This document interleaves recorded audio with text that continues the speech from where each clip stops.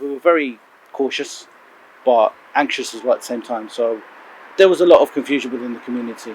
What we knew is the fact that together, that our mission was to kind of support people who are, struggling with COVID.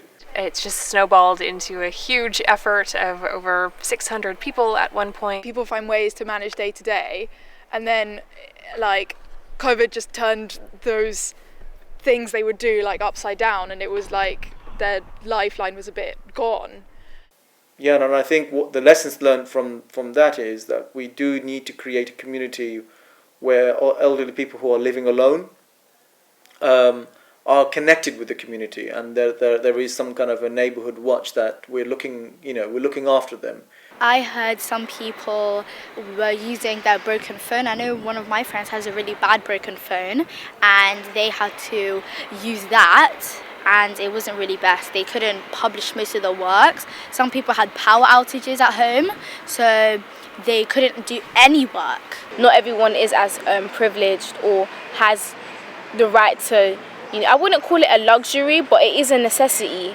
Seeing the way that young people tackle the challenges in their lives, despite the stereotypes and despite the misconceptions about them, I think that's a really big cause for optimism, because we always talk about young people as sort of the future, in 10 years' time they'll be our doctors and our teachers, whatever. But I like to see young people as our present. I referred one of my residents for a food parcel.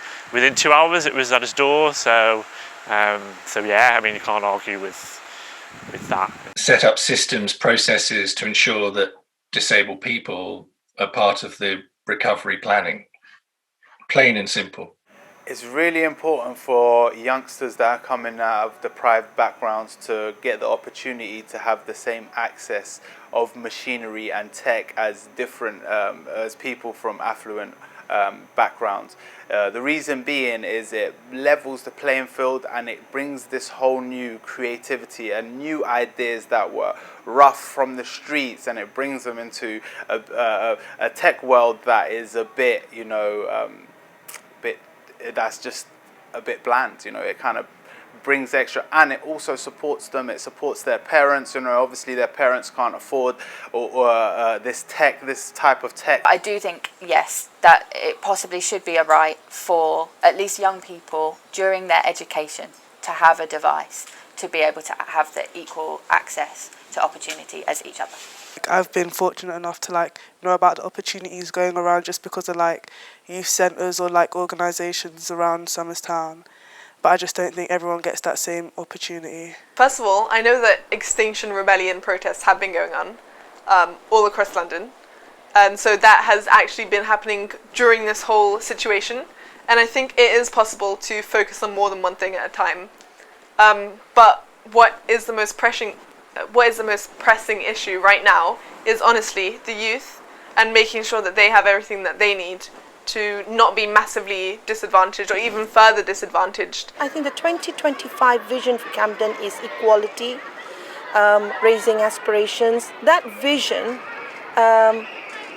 if we can take it further and make it such that everyone who works here, who lives here, who has a part to play in making sure those within our community are resilient, are thriving, not just surviving. Actually, they need to thrive, because that's the unknown and that's the future. I think it's down to the funding that Camden Council has available to it, because I know with all the will in the world they would want to spend on more community resources. They just, at this moment in time, don't have the funds to do that, but I think the will is absolutely there to do the right thing for everybody within the Camden community. I started a committee for traders in Camden Market, so we can actually create a community where we're understanding and trying to get through the stresses of paying rent and other things together, and trying to apply for grants and things. So that kept me going during that time by supporting other fellow traders. Already we're speaking to people who are really quite dispirited and worried and anxious and despondent, and because the future is so uncertain. So it's about trying to keep them motivated and encouraged, and that's difficult for us because there's only so much we can do. I can't create a job for someone. But in terms of struggling, I mean, you can't see people struggling in the houses. That's the thing, you know. But the people you talk to, like, I've lost my job.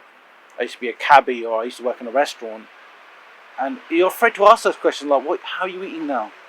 If they would like to safeguard their residents, and if they, look after their residents and older people, younger people, everyone, they have to learn from this, learn from Camden. Proudly I can say Camden, or Educate Camden, what we did. Don't waste your time. Not always have to follow the books. People need food. Yes, people need food. Give them the food. Sometime I delivered Ramadan food shopping.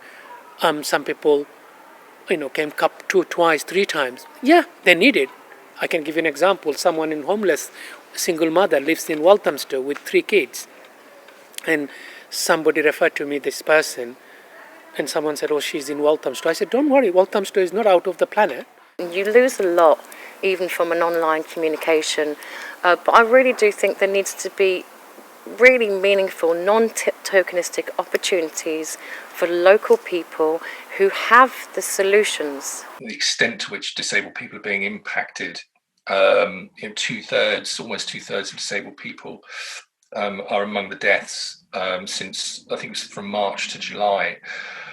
That disabled people need to be front and centre in the recovery planning, and there needs to be some kind of task force looking at this, so the council and the voluntary sector can respond. They need to work with us. We've been trying now for 2.5 years to get the flu vaccine being delivered out of the Living Centre. We have a clinically fitted out room for the purpose. We have the community midwives in there. We've only just got agreement because of the structure systems contracts that are in place for them to deliver the flu jab. It's only taken a pandemic for that to happen. I would look at in terms of the kind of the organisations and the kind of the assets that we have within the borough. I've always said Camden is rich in assets, both in terms of the businesses and the voluntary sector, the communities that's operating at large. I think if we can empower those organisations, those communities to be able to do and offer services, I think that's something that I would do. From there, I think we need to start thinking really hard about some of these deeper problems that we have, especially in the city, of people that don't have access to food, families that are struggling. There's a lot of children we also met as well who were studying from home that didn't have laptops, didn't have internet connections. And then the food hunger piece is just such a deep problem. It's a system that we could figure out with the matching of food waste and restaurants and grocery stores that have a lot of excess food and people who need it. But it needs someone like the council or existing organizations to help make those connections. With our project, this is going to be a fresh, just so great for young people that live in the community to learn from someone that came out of similar problems, that started my own business, that's going to teach them business skills, but also life skills. It's going to teach them that doing good is actually valuable. You're going to actually get points. The whole project's a point-based project, so it's all about, being good at your house, is points. Coming in with positive attitude is points. We need to be clapping for kids that are doing positive things. Because one person contacted us saying, oh, they've got an interview, a Zoom interview, can they come and do it at our office? So that's the sort of thing that we have to make better for people to do. More funders will struggle to be able to kind of release that, the same level of funding as they have been doing, and so therefore competition is going to be high and less money is going to be available. Without that level of investment in communities such as Gospel Oak, I think we're going to be finding it challenging to be able to kind of meet the level of demand that's empowering women, empowering young girls, empowering the asthmas of this world. We need more asthmas so that we can make real change in some of our BAME communities. We have to come to terms with this new way of life being a new way of life. And make it something that we're used to and we can deal with.